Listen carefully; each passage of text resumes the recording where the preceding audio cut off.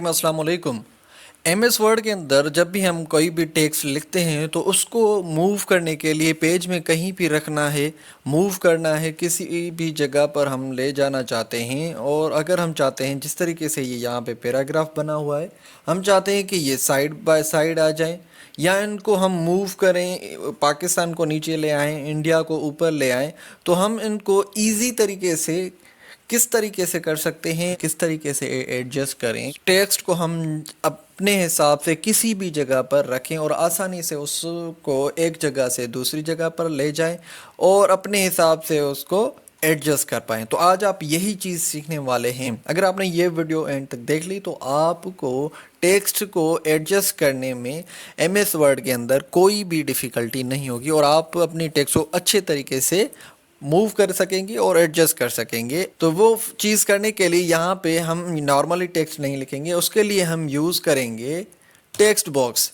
M S Word के अंदर text box एक बहुत ही अमेजिंग फीचर है जो कि बहुत ज़्यादा यूज़ किया जाता है। जब भी आप सीवीज़ बना रहे हों, पोस्टर्स बना रहे हों, तो ये उसमें बहुत काम आएगा। यहाँ पे आप इंसर्ट टैब में आएंगे। इंसर्ट टैब में आने के बाद यहाँ पे आपको टेक्स्ट ग्रुप के अंदर टेक्स्ट बॉक्स नज़र आएगा। यहाँ पे आप क्लिक करेंगे। क्लिक करने के बाद यहाँ पे आपको आना है ड्रॉ टेक्स्ट बॉक्स। अब यहाँ पे आपको ड्रॉ करना है टेक्स्ट बॉक्स। अब ये टेक्स्ट बॉक्स ड्रॉ करना है, जिस तरीके से आप शेप को ड्रॉ करते हैं उस हिसाब से आप इसको ड्रॉ करेंगे। जितने हिसाब से आपकी टेक्स्ट होगी आप उसकी साइज़ उतनी रखेंगे। तो यहाँ पे हम लिखेंगे, याद रहे कि जितनी आपकी टेक्स्ट है उस हिसाब से आप उसको एडजस्ट करें। अगर आपने इस शेप को, इस जो टेक्स्ट बॉक्स है, इसको आपने छोटा कर लिया टेक्स्ट को, तो जो आपकी आधी टेक्स्ट होगी वो उसके अंदर छुप जाएगी। तो उसके लिए आपको पूरा उस शेप को एडजस्ट करना है जितने आपको नज़र आए, सही से नज़र आने चाहिए। तो आप उसको अच्छे तरीके से नीचे करें जितनी भी टेक्स्ट है।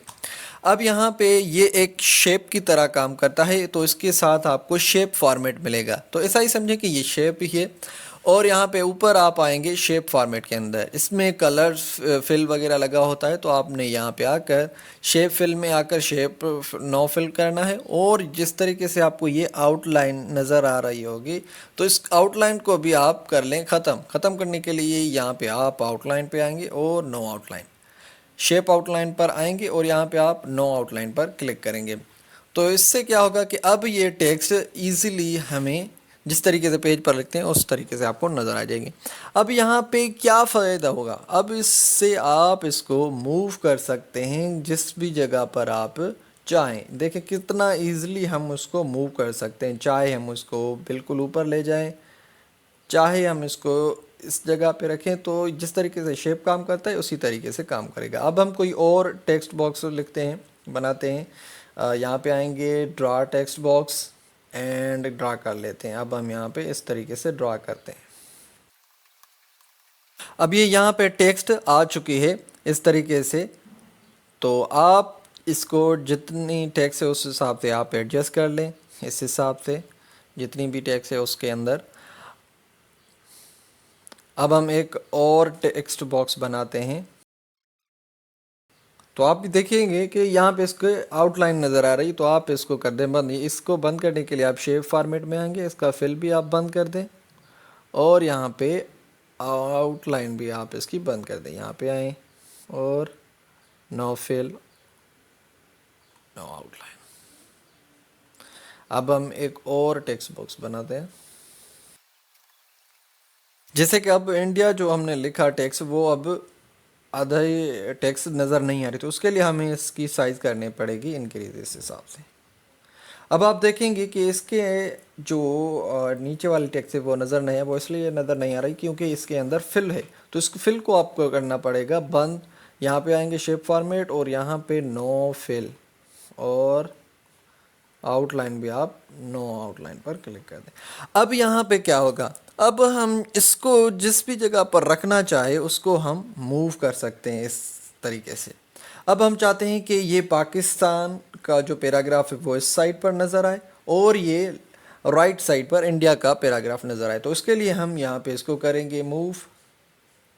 سب سے پہلے آپ کو کیا کرنا ہوگا، اس پر آپ کلک کریں اور اس کو آپ ایڈجسٹ کریں اس طریقے سے، اور یہاں پہ آپ اس کو موو کر کے آئیں نیچے تو، اور اب ہم انڈیا کو لے کر جاتے ہیں اوپر۔ یہ صرف آپ کو دکھانے کے لیے کہ آپ اس کو کس طریقے سے یوز کر سکتے ہیں۔ یہاں پہ آئیں گے، کلک کر کے آپ اس کو لے جائیں اوپر،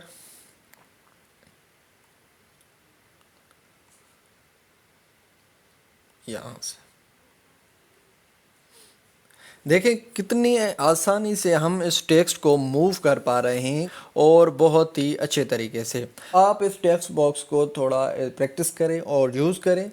جب بھی آپ ٹیکسٹ لکھیں، سی ویز بنائیں، پوسٹر بنائیں، تو آپ جو بھی ٹیکسٹ لکھیں وہ ٹیکسٹ باکس کے اندر رکھیں۔ اس سے فائدہ یہ ہوگا کہ آپ اس کو اچھے طریقے سے موو کریں گے اور اس پر آپ کا اپنا پورا کنٹرول ہوگا۔ تو ملتے ہیں اگلے کسی انٹرسٹنگ اور لرننگ ویڈیو میں، تب تک کے لیے اللہ نگہبان۔